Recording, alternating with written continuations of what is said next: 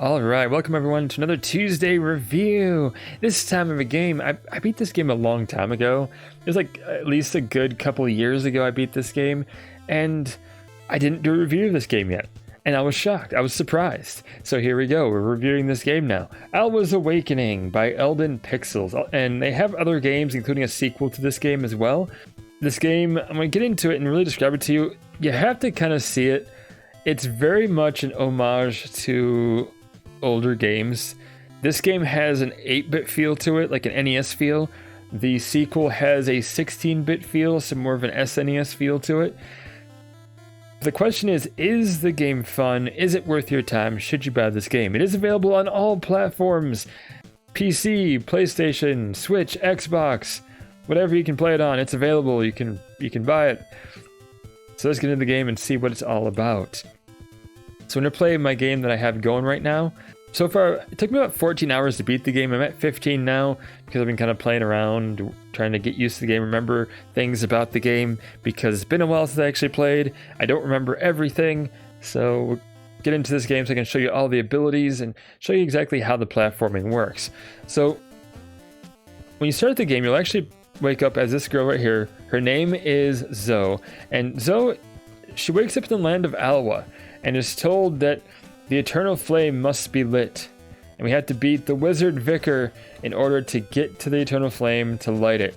Now this game, as you can see, is an action platformer because you have enemies, you have an attack to hit them, to defeat them. You don't move super fast, there's no run button. This is as fast as you can move in this game, but that's a good thing because you don't move too fast, otherwise you would be in trouble. You'd be in a lot of trouble. You'd fly right into danger, into your own death and demise, and you don't want that. So what we have here is an action platformer, but then there's also precision platforming, and there's also a bit of Metroidvania here because you have to backtrack. You get new abilities, you have to backtrack, and then you have to unlock new areas with your abilities, find secrets like any good Metroidvania. I mean, that's basically that's the best way to describe the game. It is a action precision Metroidvania platformer. That's the game in a nutshell right there. And it actually combines all those elements very well.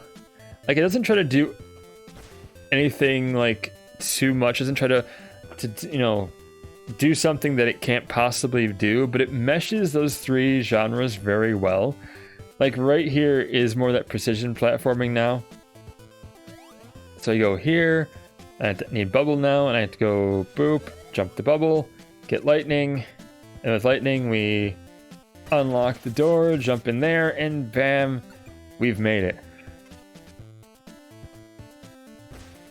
And the game requires this level of precision. It requires you to get good at using your abilities, get good at platforming, using like this block to block shots, using like this to attack while you block your shots, wait for magic to recharge, do it again. Again, a lot of stuff this game is really combining, and it's doing a great job at it. It has a lot of things that will kill you, a lot of things you need to kind of worry about, because you have like these fireball things. And so you have to worry about, okay, is it going to hit me? Am I going to time this right? And you have all kinds of abilities like I showed you. The block, for standing on the block, you can also upgrade to float in water, like this, boop, floats around. So you can cross large bodies of water with it, which is very nice, ride it along. Bubble allows you to ride it up. Lightning is for unlocking doors or for attacking enemies. The green block can also be for putting on switches as well, so that's, again, more for puzzle solving.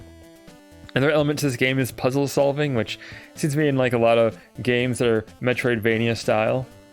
So this next room here, and this is a later level in the game, so don't be too intimidated. The game will ease you into these difficult areas, but this right here, like, I need to float across, precisely time the bubble to where I actually have it like right there, float up right between those spikes, because those spike balls are one shot. Water will one shot you, spike balls will one shot you. So those are all things that will kill you in one shot. You do take damage from other things. You have 3 hits and you're dead. You do get a flask eventually that you can fill with water, and that water flask will actually heal you once you take all 3 hits. You'll have like 6 hits before you die if you have a full flask of water. But things will one-shot you even with full health, and that makes the game even more challenging. So again, I have to be very precise.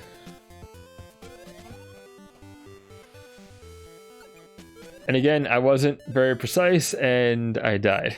So, and where's it going to put you? Right back at the save spot where we started the game. So yeah, this game is very much going to really test you and really make you get better and do things better. It doesn't do it like right off the bat. It does make you kind of ease into it. So you do get used to it. You do get used to how the game controls. You do get used to the platforming. The best thing to do is just take your time to not panic and just learn the timing, learn when you have to do things, and you'll get past this no problem, honestly. Now the last level, that'll really test you. That'll really require some crazy precision and crazy retries. Again, it's fair with the placement of save points. So this game, with like control-wise as well as it controls, and it has very precise movement controls. The placement of save points is very, very fair as well. So yeah, you're not going to be like, oh, the game is like unfair. How dare it put me all the way back here? Now there will be times when it gets like several difficult in a row, you might be thinking that, but overall, the game is really fair as far as how it does everything and what it demands of you, and it really kind of eases you into it and starts ramping things up in later levels, so that way you're like, oh, okay, I need to get better. It was easier before, now this part I need to get better at, and I need to be more precise at. So yeah, definitely isn't like just, oh yeah, requires you to be like really good and precise right off the bat, and doesn't kind of like build up to it. No, it definitely builds up to it, and you know what to expect as you're getting into the game. But again, if you get frustrated easily, maybe pass this one up, because again, it's going to frustrate you. It's going to be a frustrating time if you get frustrated very easily. So keep that in mind. But overall, again, everything is real tight and really precise with this game.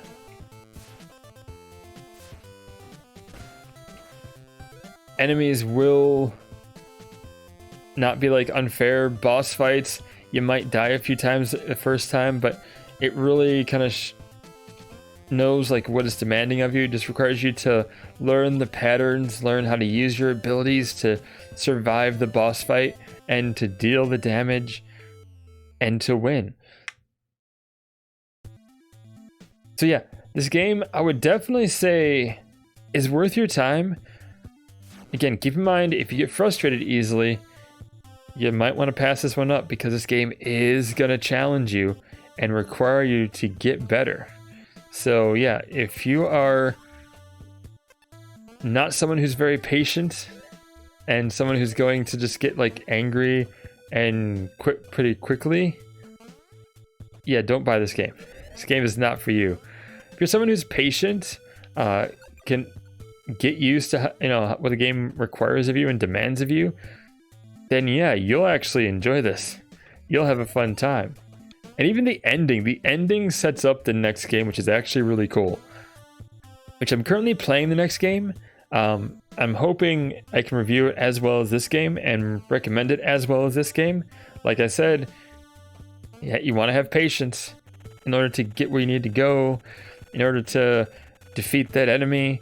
I mean, it all requires patience and all requires you to know what you're doing and know how to do it.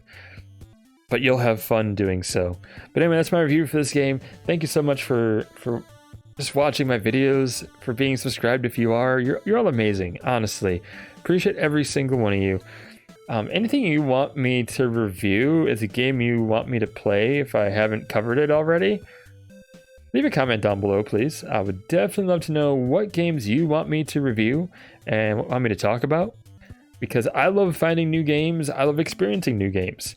I do reply to all comments also, so yeah, I appreciate all of you. It definitely helps the video. You should check out all my other videos if you want to see some other content, my other Tuesday reviews.